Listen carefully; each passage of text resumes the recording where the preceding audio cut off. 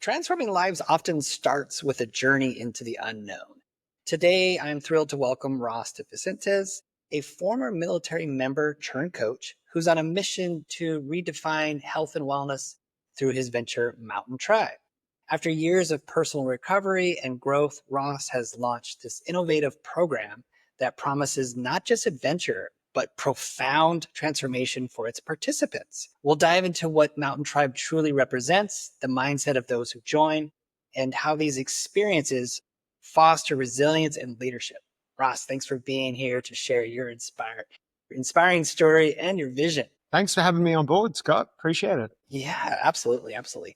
So, for those just discovering your work, what's the story that led you from the military and health recovery into coaching and eventually founding? It definitely didn't. It wasn't sort of pre-orchestrated. That's for sure. I after my military career, I got out due to a number of different injuries, both physical injuries and mental health stuff, which is unfortunately quite a common story after sort of active military service. And I went on by sort of necessity, went on a journey of trying to get better.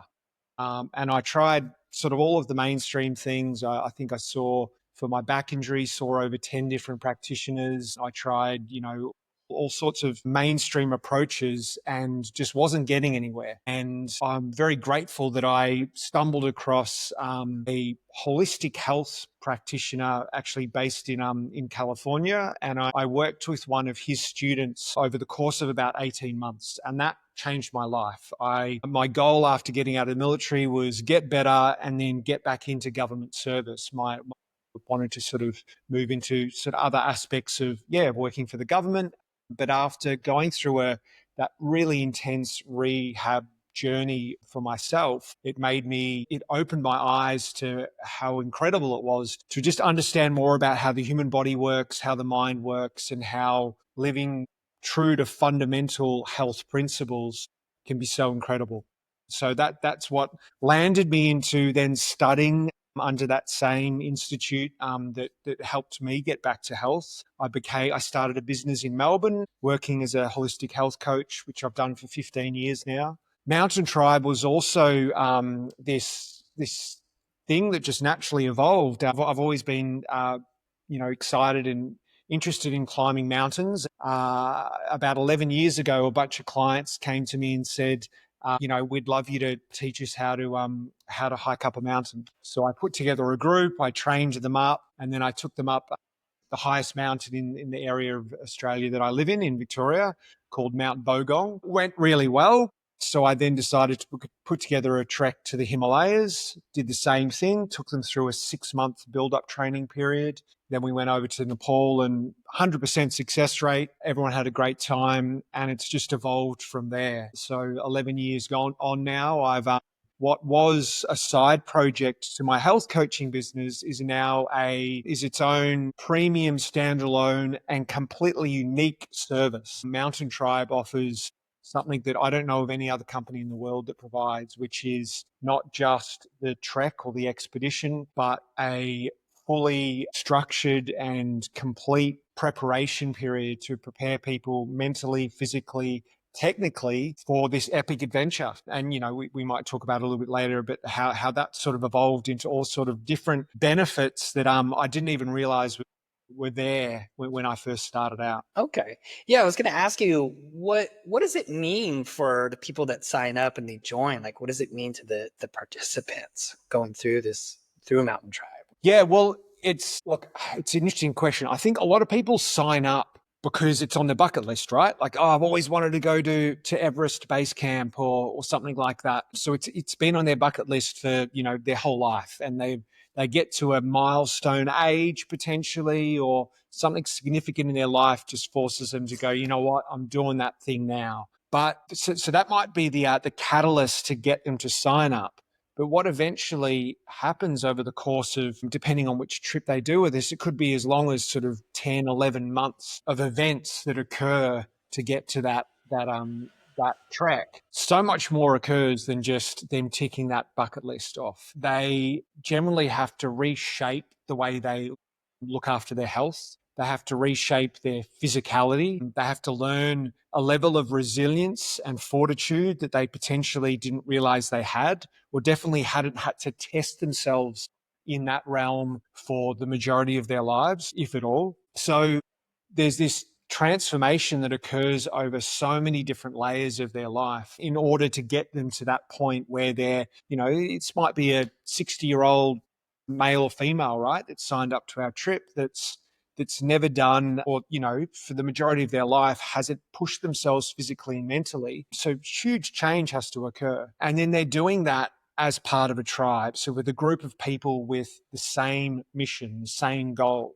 So the degree of connection that forms between each participant in the group is at another level.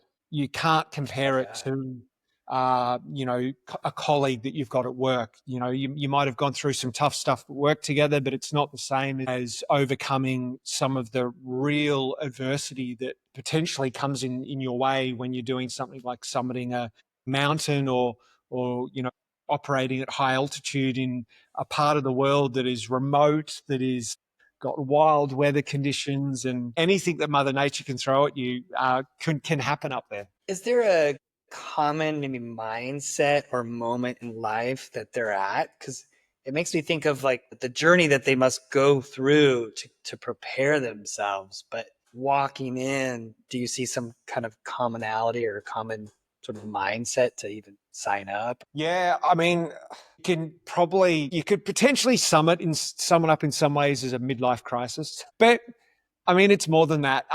So there's the standard age bracket of our most common clients is 45 to 65. So sort of that turning those milestone years, like turning 50, turning 60, seems to be around that time in a lot of people's lives where where a couple of things happen. One, they realize, all right, it's been long enough that I've been putting these things off. I'm going to stop putting them off. That could be inspired by unfortunate events like friends or family members passing away. It could be, I suppose, yes. So that's one aspect. And then I think another one is people just realizing that life's short. I've been focusing on my career for so long. I've been focusing on all of these things that I believe has been really important, that they have this moment of realizing, I just want to get back to the basics, doing something exciting out in nature that sparks that inner child to come back out again. It's amazing to see. I've got to say just quickly, like I've been lucky enough to have a few careers in my life so far, but the job satisfaction of seeing people reconnect with their deeper selves on trips like this is just wild, like profoundly satisfying. Is there anything that maybe stands out that's like more amazing kind of transformation back in the mountains? Yeah, wow. There's been a lot. So multiple, literally multiple. I can't tell you how many participants we've had on our trips that have made quite significant life changes after the trip, like big career changes. Decided, you know what, screw it, I'm going to retire. I'm going to move cities. I'm going to start a new path in life. And they've either gotten the idea, the inspiration, or the confidence to make those changes through the process of the self-achievement that's occurred through summiting the mountain they've summited with us, or through getting to Everest Base Camp. I think when you break through self-limiting beliefs in one component of your life, it doesn't stay in that realm. So let's say it's a physical self-imposed limitation that you've overcome. It might be that you never thought you'd be able to run a marathon. Overcoming that gives this sense of self-belief that, wow, okay, I'm capable for more. And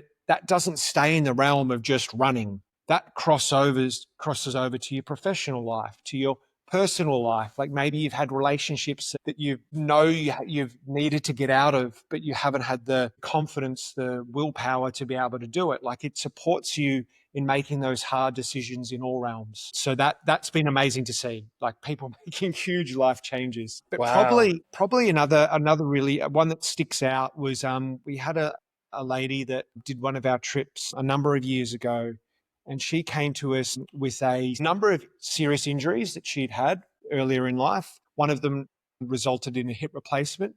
And she had real trouble just walking without discomfort, as well as a lung condition,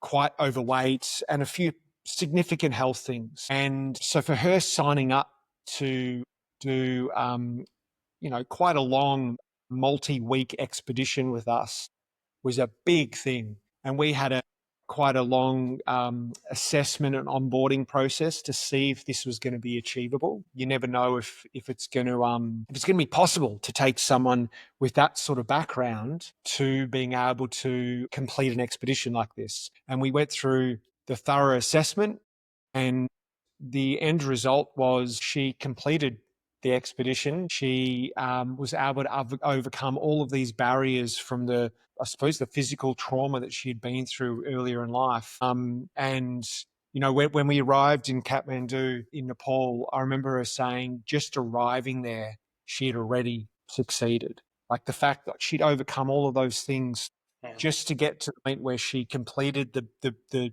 8 months of build-up training. So just landing in the Himalayas was like a win already for her. It's because she already went through this journey and this preparation and mindset and all that goes with it, that she felt like she already won. She already got. Yeah, that's amazing. Well, the thing is, there's a term that I've used a lot as a health coach with my clients over the years, and it's BHAG, big, hairy, audacious goal. And the concept of a BHAG is if you've got a problem that you're trying to overcome. Let's say it's an injury or an illness, or maybe it's obesity, maybe it's you just feel stagnant in life. If you're trying to run away from that problem, that is one way to achieve the necessary motivation to progress forward. But an even more powerful way to progress forward is to have a goal in front of you, a light at the end of the tunnel that is so bright, that is so powerful, that is so big, that is so epic, that is so audacious that it drowns out at any other potential path. It's like, no, I'm going that way. And that's what an epic expedition, an epic trek going to Everest Base Camp can be for a lot of people. And that's what it was for this lady. It was just such a massive, audacious goal that all of those quite significant milestones that were required to get there, dropping body weight, strengthening her hip, improving her lung health and her aerobic capacity, improving her overall diet and mindset, and overcoming so many self-limiting beliefs. They were all just minor milestones to get to this big goal. But if you take that big goal away, these little milestones are now massive projects that require motivation and resilience and determination to achieve. That, to be honest, for a lot of people, that's just a bridge too far. So the BHAG was what enabled her to make all of these changes. And then at the end, the BHAG was just the icing on the cake. The trek was just the icing on the cake.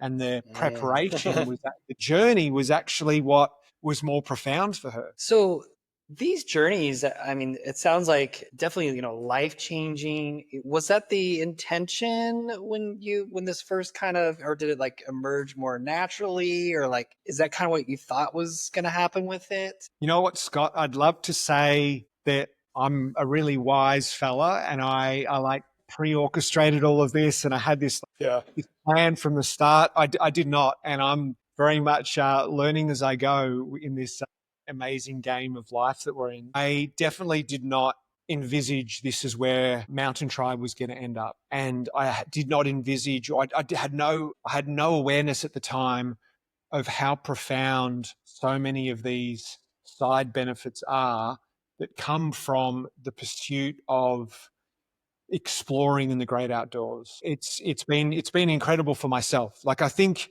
a lot of the benefits that I got from climbing mountains, decades ago, I didn't realize, I wasn't conscious of all of the benefits I was getting out of it. But now that I've worked in this space, that I've become a guide and I've formed a company that takes people on these adventures and empowers them and enables them to be able to get out into wild, natural environments, I've seen it. I've gone, oh, wow, okay. So the benefits in terms of leadership, in terms of personal resilience, in terms of responsibility and taking ownership of your life, and the list goes on, are real, and they're tangible, and they're benefits that not just a couple of people get, but it's across the board. Like, no one has finished a trip of ours and gone, oh yeah, look, I got my bucket list ticked off, and that was it. Like, nah, it's way more than that. Way deeper, yeah. So what role does sort of, I guess, group preparation play in the results, and thinking about like how do your military learnings help shape that? It's, yeah, if I think back to when I did serve, I think once again, I probably wasn't fully aware of how incredible the benefits are of, the type of training they put us through.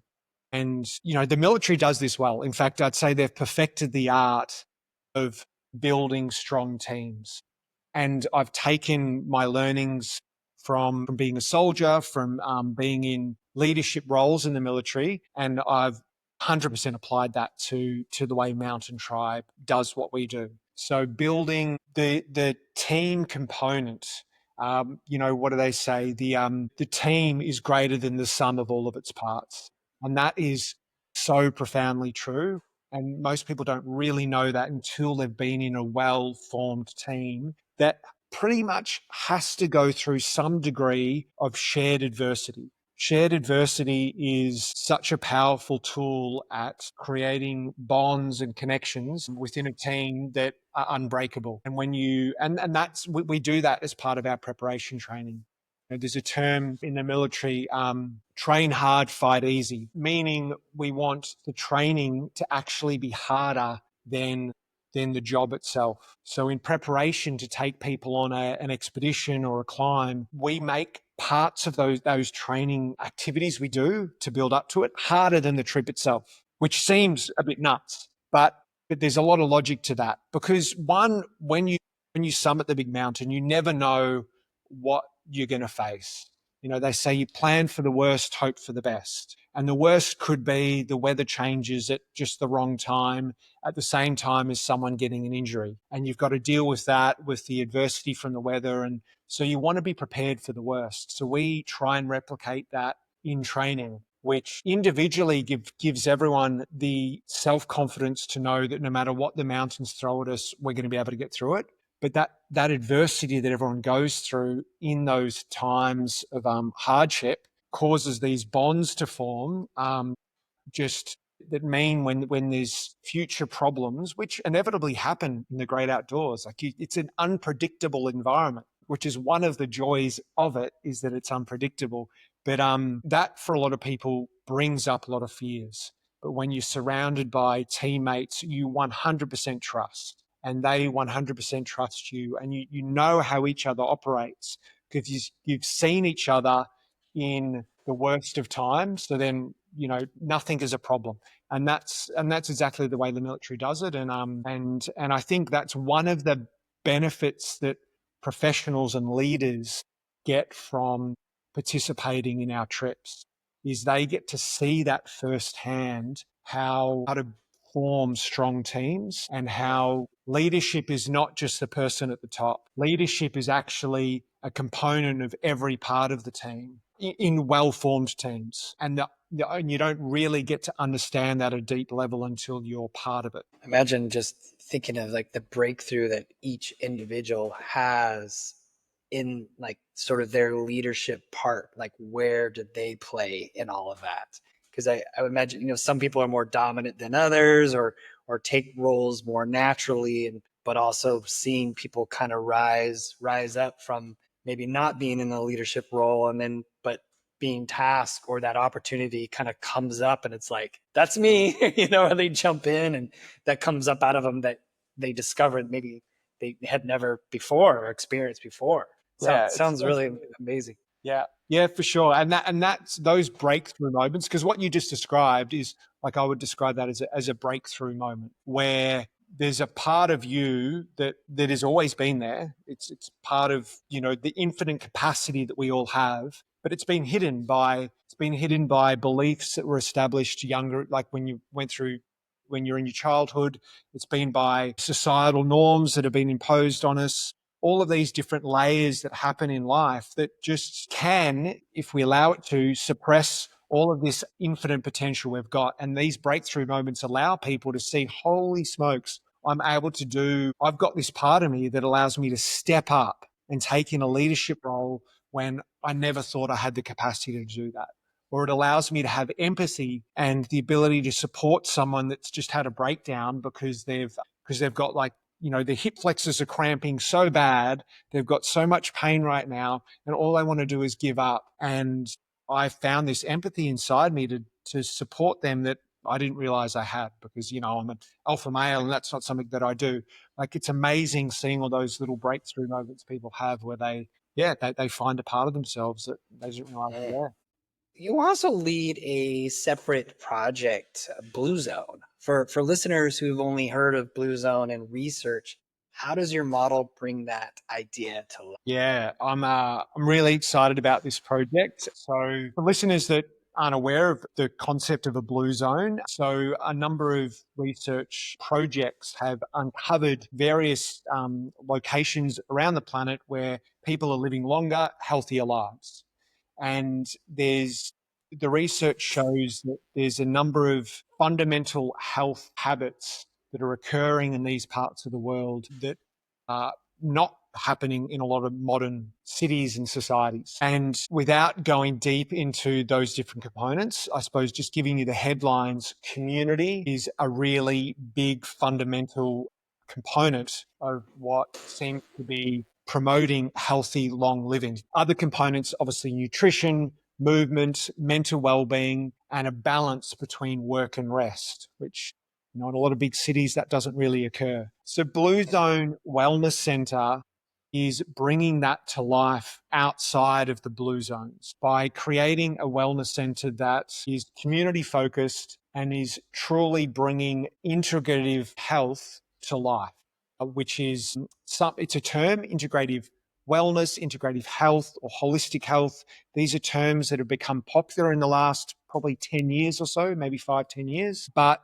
what we've seen, especially in healthcare in Australia, is that it's not really being achieved in a practical sense. And that's what Blue Zone will be bringing to the world. You had talked about the ultimate human protocol. What does that onboarding process look like for someone entering the Blue Zone wellness or model?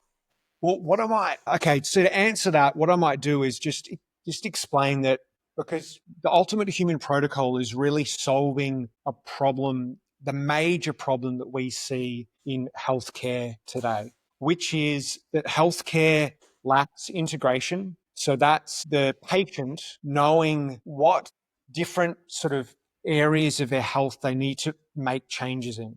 So they go see a GP or a medical doctor, and the doctor says, all right, based on your symptoms, we're going to give you this medication. This is what you're going to need to do to improve your symptoms. But then for the same symptoms, you might go see a naturopath, and the naturopath is going to say, all right, you know what, I'm going to give you these herbs to take. That's going to solve your problems. You then go see a nutritionist. They say, all right, we're going to get you to make a few tweaks to your diet.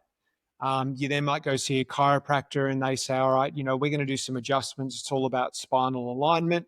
And you come and see me once a month and we're going to fix that.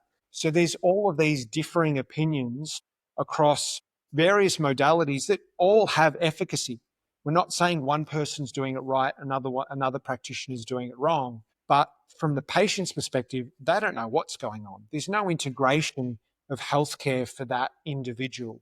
The second problem we see is that, let's say a patient does get given advice on a few different things to do. How do they add changes to their diet or lifestyle or whatever it is to improve their health? How do they practically achieve that? Let's say they come and see someone like me, a health coach, and I say, all right, Scott, we're going to need you to start doing some things to detoxify your system. So I want you to, we're going to get you to do a sauna 3 times a week. We're going to get you to take these certain things. We're going to need you to do some exercise. We're going to need a gym membership, definitely a massage to help with lymphatic drainage. So you're going to need to find a massage therapist. So now you've got all of these different touch points that you've got to get to achieve great health. Really hard for you to comply with that. The inconvenience, the time spent going from different locations. So we're solving that problem by one, bringing all essential preventative health modalities under the one roof. Secondly, integrating it in a way that delivers a blueprint for the practitioner, for the patient, for the member, so they actually know, well, how do I integrate hot therapy, the sauna? How do I integrate massage or exercise? How much rest time do I need? Should I be doing hyperbaric oxygen therapy? Do I need to go see an osteopath or a chiropractor? Like, what are these different things I need to do and what should I prioritize? So the ultimate human protocol happens, or what it is a member comes through the door at Blue Zone and they are assigned a health concierge. This person walks alongside them through a thorough onboarding process of various blood testing and other assessment protocols that they're taken through, so that a holistic picture is established of this person. A blueprint is then created, and the health concierge supports a member in enacting that, so actually implementing those various parts.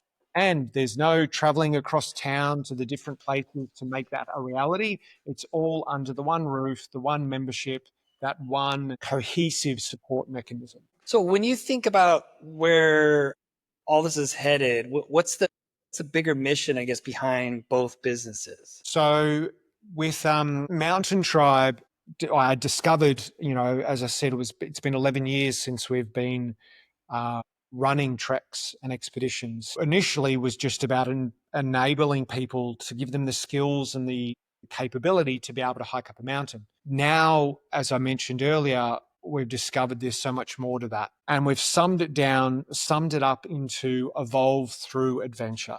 You are evolving who you are, transforming, evolving through that big goal that you're working towards. And Blue Zone is evolving through health. So I learned this firsthand. I was in my mid-20s when I got out of the military, and I was broken in so many ways.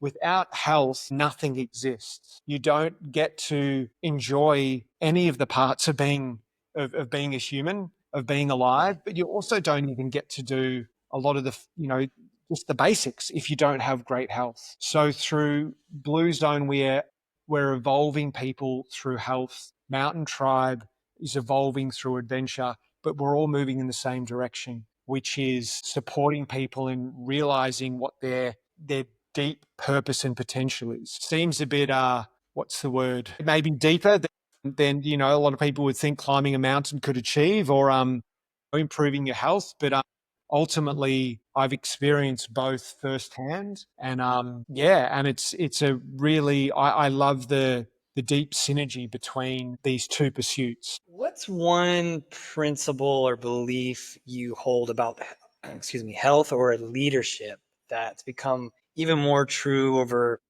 the last 5 years, even because I know you mentioned been doing the track stuff for like 11 years, but think back even in the last few. That's a good question. The last 5 years, so the world's been through a lot in the last 5 years, and particularly, well, I suppose the city that I'm from, Melbourne, we experienced a lot of lockdowns and a lot of restrictions through COVID, and that did a lot to the mental well-being of residents of the city. And I think there's been a lot of perspective shifts coming out of that. And what I've seen through my work as a health coach and also through my work as an adventure guide has been that people seem to be seeking connection so much more in the last 5 years. Connection to other people, but a really big one is connection to nature.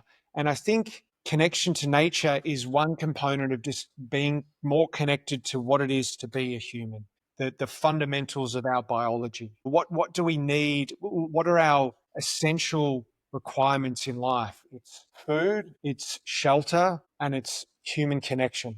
And I think that's become so deeply, I think people have become so deeply much more aware of that in the last 5 years. And that's come to life definitely through health. I think a greater need of utilizing this need for connection and enabling connection as a way of helping people improve their health. Hmm.